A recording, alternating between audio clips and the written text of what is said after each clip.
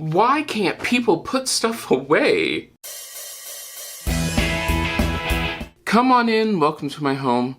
You would think that putting things away would be flat out simple. You take something out, and then you put it away. Easy as cake, you know? And a lot of people say, well, I don't always take the things out. I live alone. I'll admit it. I live alone, and still I have an issue with putting things away. So, why?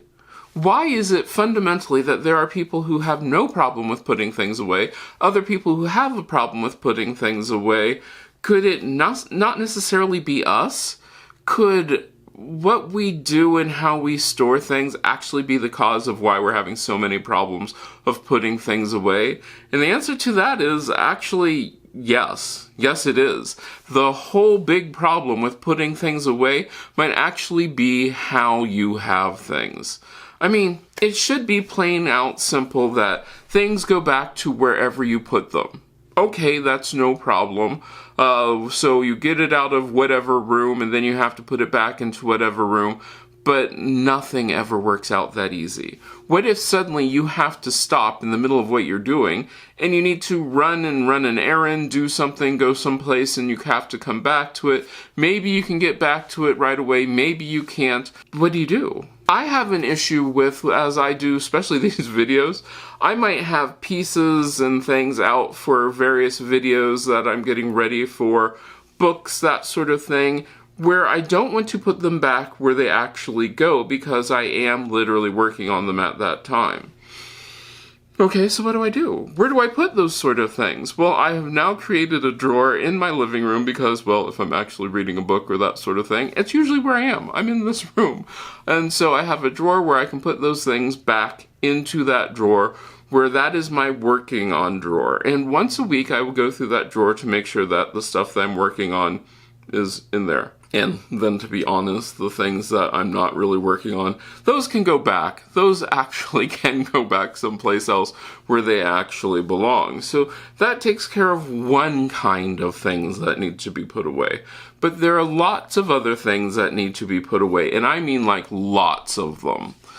Some things can be the whole, I literally just left the room, or it's in the process.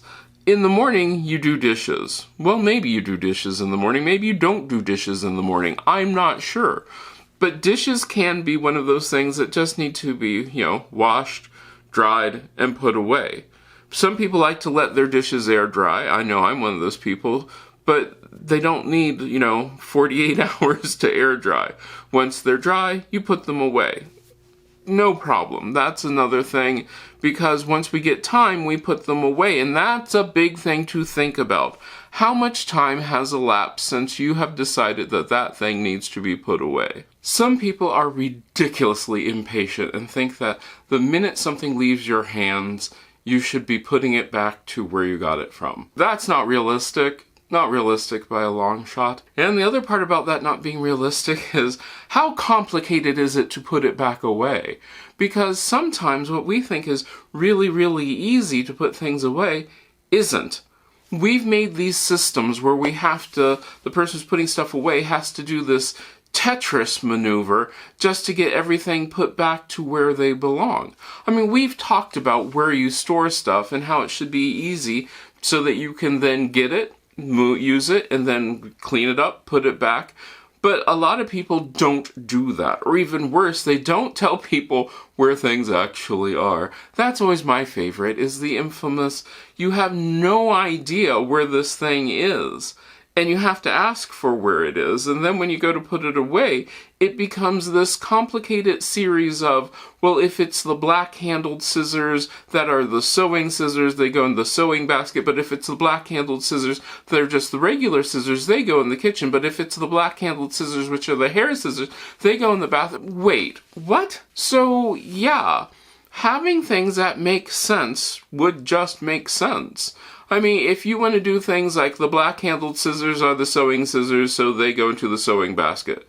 A different color scissors are the other kind of scissors, and they go into another spot. I have blush color scissors, and I have bashful color scissors. No. Not working. The number of people who can tell the difference between the colors of blush and bashful, That's slim. That's slim to none.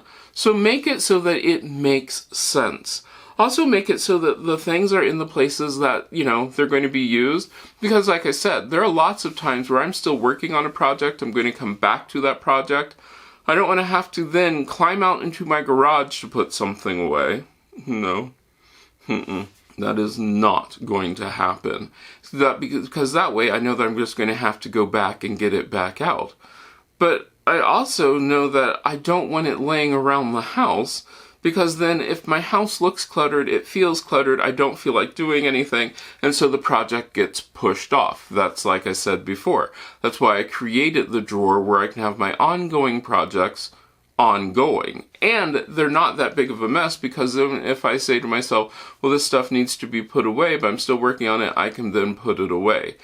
It seems like this would be normal, but to a lot of people, this is not normal. This is absolutely abnormal. They don't understand why people can't figure out how to put something back. If it's the one thing, it needs to go behind the pink cup, but if it's something else, it goes underneath the plates on the third drawer.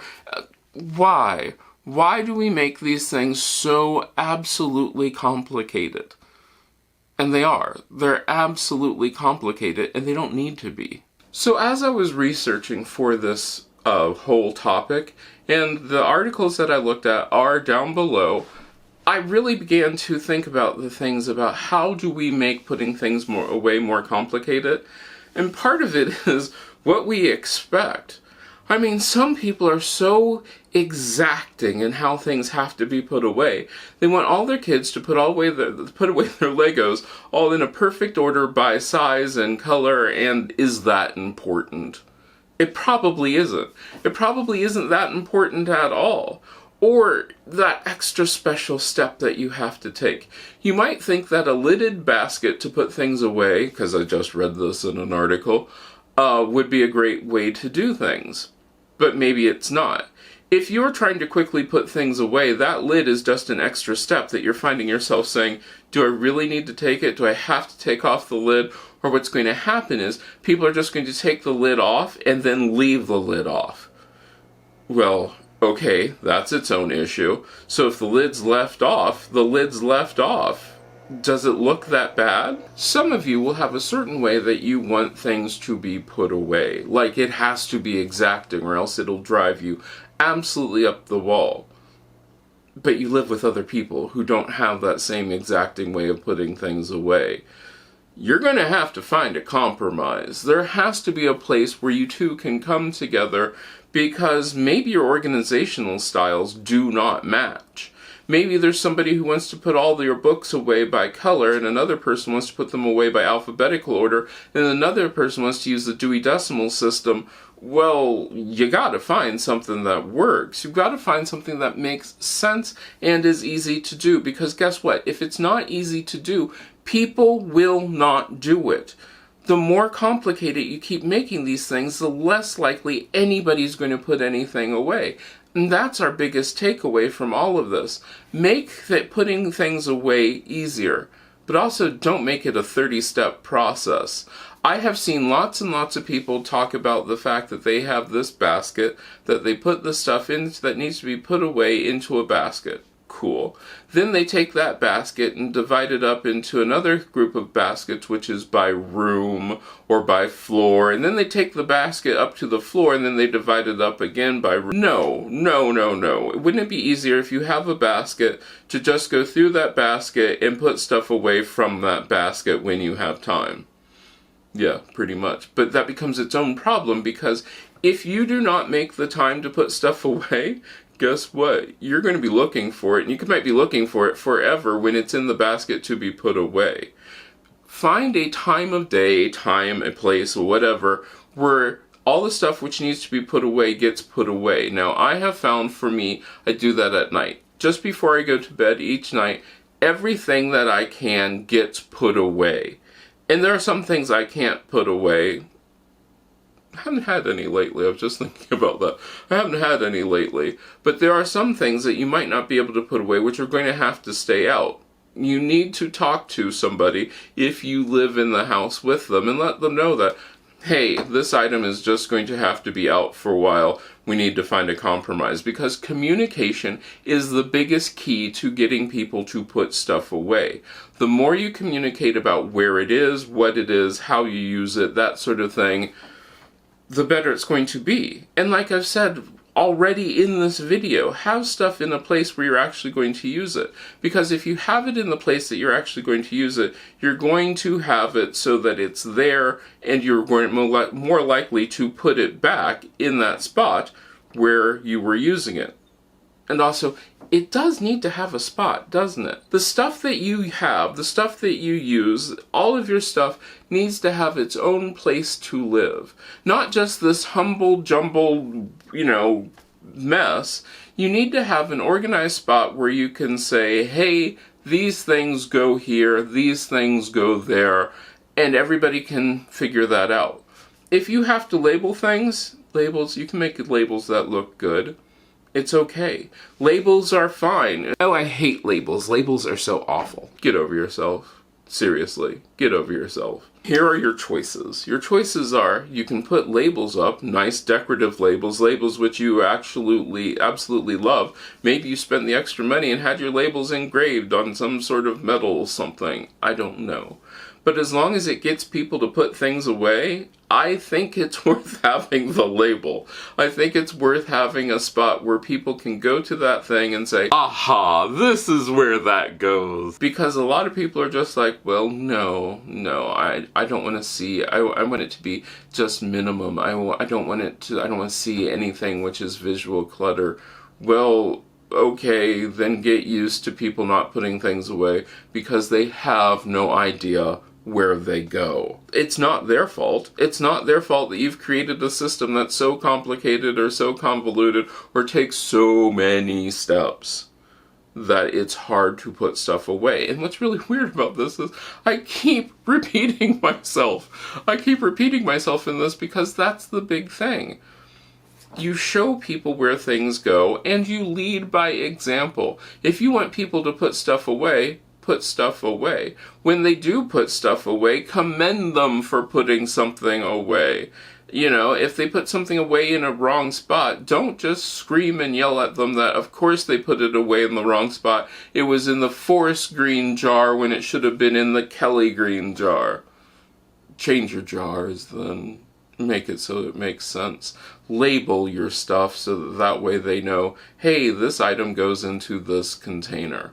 But like me, who lives alone, I'm doing so much better at putting stuff away because before I get anything, I think about what is it, where am I going to use it, how am I going to use it, and where am I going to store it when it's not being used. The other part about this, which is also a big important thing, this is a huge one. Before you start a project, before you start anything, think about how long is it going to take me to do this project. Add in about 20% extra time. And then think about where do you want to put this stuff when you aren't finished with that project. Because if you think of all those things ahead of time, you aren't scrambling at the last minute figuring out where to put stuff so that way it's not in your way. Because this can be a knock-on effect. So your table where you would normally put, I don't know, something on, is now being taken up by a project, so that something has to go on to another spot where you'd normally put something else. No, it's a knock-on effect. If you plan things out, and they really need to be, you need to plan for having spaces that are just open so that you can put the stuff which you will be working on, your projects, your whatever, have a place for it, and then you will be all set to go when you're doing a project, the project doesn't get finished, it has a home, because unfinished projects do need a home.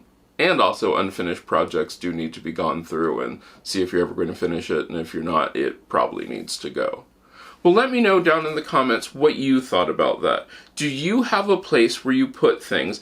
Is it so that everybody, and I mean everybody who you live with, everybody who's going to need that item knows where it is, and that way they can find out where it is? Does it make sense? Because it can't just make sense to you. It has to make sense to other people too. It's the infamous group like things together, or group things that would be used together together. If you put all of your scissors together and then you have one scissors which are just for sewing and one scissors that are just for paper, people are going to grab your sewing scissors and use them on paper, and those of you who sew are like cringing at that very idea, but it's so true. So if you have a craft area where you can put your scissors that are just for paper in that area and a sewing area where you put your scissors which are just for fabric in that area, that's more important than having all like items together. But it is a different form of having all like items together. Once you get to that point, then people will put stuff away, especially when they know where everything goes. Let me know down in the comments what you thought about that, and I hope I get to see you the next time you stop by.